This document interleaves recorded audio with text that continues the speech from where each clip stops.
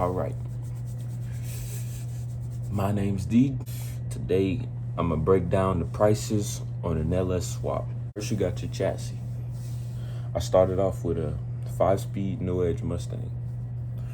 It ran and drive at the time that I got it. It didn't run and drive good, as I learned after the first oil change.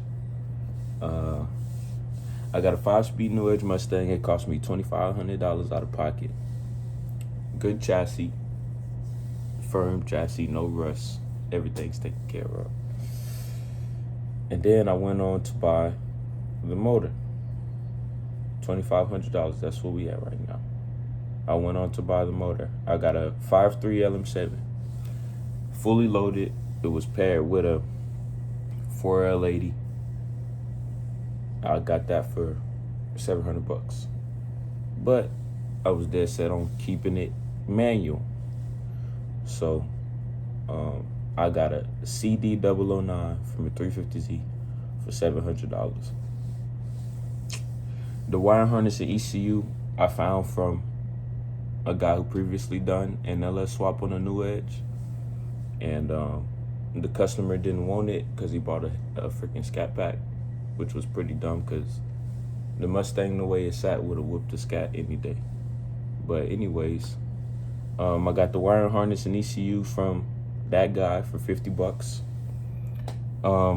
And then you got to get the CD to mate up to the 5.3. So I got the ICT billet adapter kit for $750. T56 throwout bearing, T56 bell housing, LS1 flywheel, you know, the stuff that goes in between the engine and transmission. The throwout bearing was $50, the bell housing was $120, and the flywheel was $300. It was lightweight. A lightweight flywheel, had the cutouts. So, with the new wiring harness, well, the old wiring harness was a stock truck harness that was gutted down to stand alone. I don't want to use that because it had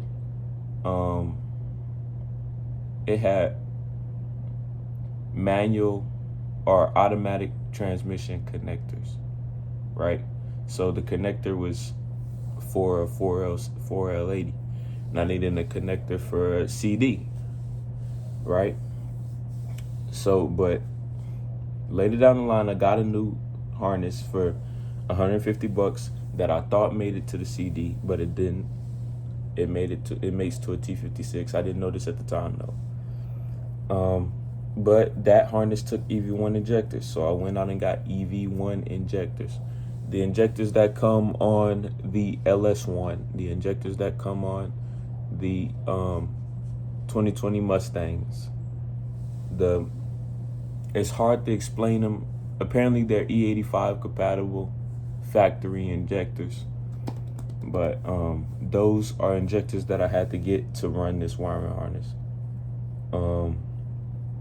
So I went out and got them, and they cost me $50. The wiring harness cost me $150. And now I was focused on cooling. So I went out and got a 3-core aluminum radiator with fans. It came with 2 fans. And that cost me $300. And then I got LS1 cooling hoses. Now, okay, before I go anywhere, the LS1 cooling hoses cost $50. So,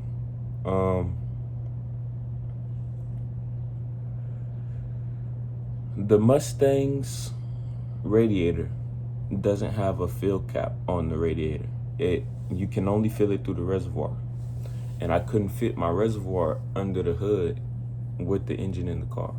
So when I got the LS1 coolant hoses, I went on Amazon and I got an inline fill. So you cut the coolant hose, you cut a section out of the coolant hose, you stick this inline fill cap in the middle, and then you can fill your coolant through that cap, and then you run a little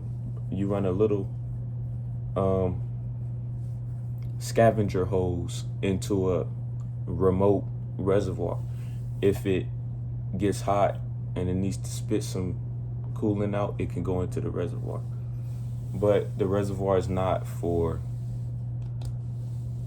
maintaining a steady level of coolant in the engine and radiator.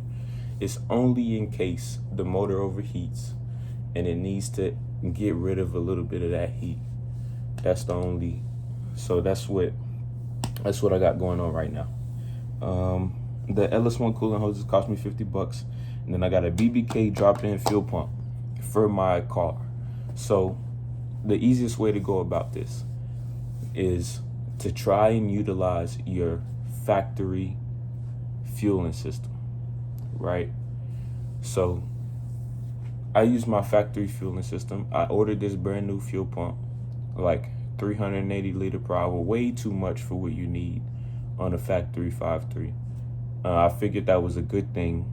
You want way too much than what you need on something like this, because me, we both know each other, whether you know it or not. This car's not staying slow. If you're doing an LS swap, the car's not staying slow. You're doing an LS swap, 1, because the motors are cheap, 2, because the aftermarket support is freaking ridiculous, and 3, there's no other way you can get speed this cheap. And that's just the truth right there. Once you LS swap a car, that car has been taken over by the symbiote named Chevy. And that's just what it is. So, okay, I'm gonna go back. So I got the BBK drop-in fuel pump. It cost me $600. Now I got a Evil Energy fuel pressure regulator. Cost me $50, and I did a full 6AN fuel line kit. So my whole fuel system is 6AN from the fuel pump to the motor. Everything is 6AN. And then I needed an exhaust that would fit in the Ford chassis. So I got New Edge LS swap long tube headers, and they cost me $140. The long tube headers, so when you get long tube headers for your car, don't expect them to fit perfectly. They're not gonna fit perfectly. Even if you got the same freaking year, make, and model as somebody else you've seen on YouTube who did the same exact thing that you're doing, the header's not gonna fit the same in your car as they do in his.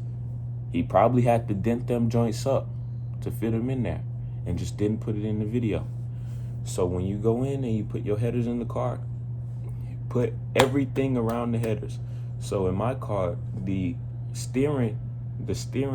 lower steering shaft didn't fit in the gap that they leave in the headers for the steering shaft, right? So I had to go in there and bang up the inside so I can freaking fit my steering shaft in there. And that didn't work still. So I had to go to Motion Raceworks and get one of them cut to fit steering shafts or lower steering shafts to put in there. So I cut mine to fit, I put it in there, and then I took it out, brought it to somebody, had them weld that joint up, because if it comes out while I'm driving, I'm gonna die. So I had them welded up. I put it back in the car knowing that it ain't never coming back out of the car because it's welded in, and I would rather cut it out than die. So if you go to Motion Raceworks Park, try to cover your butt as much as possible. So all right, that's the long tube headers. The long tube headers cost me $140. And the Motion Raceworks steering column, the actual steering column that the steering wheel attaches to, cost me $365. I deleted the power steering. So me not having power steering, I needed a stronger steering shaft or a stronger steering column. So I went and got me the Motion Raceworks steering column. Cost me $365. Mustang 2 manual rack. Obviously, I just told you I deleted power steering. the Mustang 2 manual rack cost me $300. And then the Motion Raceworks lower steering shaft cost me $185. All right. So, remember when I told you I didn't know that the harness that I bought didn't go right with the CD? All right. So I've been having issues with the CD since I got it. I put the CD in the car. CD didn't fit in the car. So I had somebody make a transmission mount to put the CD in the car. I got it in. And then I went to plug up all the wiring, and the connectors didn't fit in the CD. And just something felt off with fourth gear. Like I couldn't, like, everything click, click. First click, click. Second click, click. Third click. Fourth click, click. Fifth click, click. Sixth. You know what I'm saying? That was no click, click. That was only click. So I was like, so I took the 5.3 and the CD out of the car, and I sold both the 5.3 and the CD together. Everything in between. The adapter plate kit, the pressure plate, flywheel, clutch, throwout bearing, everything. Except my accessories, my headers, my intake, and my wiring. I sold everything except the things that you need in your car for the motor to run in your car. So all of that, I sold it for about $2,000, and then I went out and I found a steal of a deal. I got a T56, which is what the harness was made for originally. And this is how I got that deal. So I got the LS1 and T56 combo out of an O2 Chevy Camaro, the Catfish, the F-body. So I freaking lucked out on this one. I got it for $1,800. T56 and an LS1. Now, granted, the LS1 is busted. I broke down the T56 and took the gears out of the casing. They look good. The synchros are good. Everything's, you know, it's a light price, so I had to look. So we all good in that department. I really only needed the transmission, but the chance to build an LS1 is, you know, I took it, I seized it. So I got an LS1 and T56 combo for $1,800 out of an O2 F-body Camaro. And then small stuff now. The battery cost me $300. Switch panel, I got two of them. They cost me $75. K member. So I needed a K member to put the LS in my car. Well, I didn't really need the K member. The motor's pretty heavy already. It's too heavy for its displacement. So I'll put a K member in it to try to lighten up the front end. But the K member ran me about $700. Got a gasket kit for the 5.3. It cost me $180. Got the F-body oil pan for the 5.3. It cost me $285. And I got a sensor kit for the 5.3. All the sensors on the 5.3 cost me $300. And all of this rounds out to a whopping $11,360. Now, it didn't cost me $11,360 because remember, I sold some stuff. Now, these are the things I sold to compensate. So I sold the 5.3 and the 4L80. And then I sold the CD009. The 5.3 and the 4L80 were, well, the 5.3 and the 4L80 were $700. The gasket set was $1,800. The CD009 was $700. So the throwout bearing 50, bell housing 120, flywheel 300, and then the stock Mustang engine and transmission. The blown engine and the good transmission that was in the Mustang originally, the 2-valve and the TR3650, sold for $1,000. So overall, I recouped $3,500. Now whatever, so I'm gonna go like this. Calculator.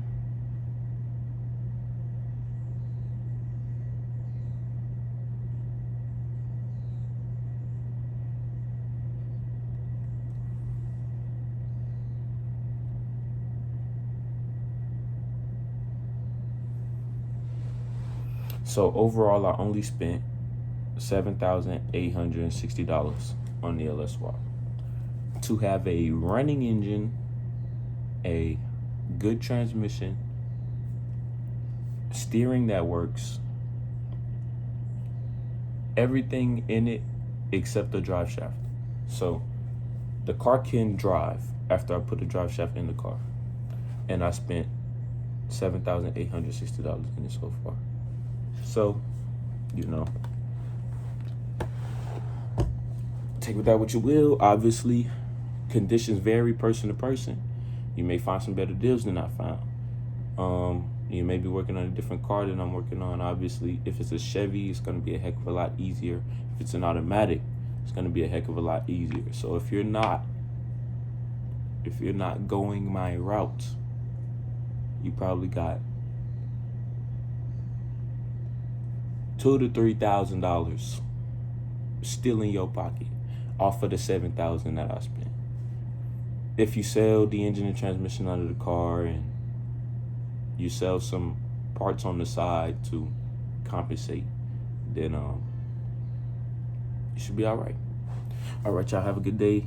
If I missed anything or if there's something you want me to talk about next, let me know in the comments. Give me a like, please. Kind of subscribe, you know. I need about 50, 100 so I can go live. If I go live, I'll build the LS1 on live on YouTube Live. Okay.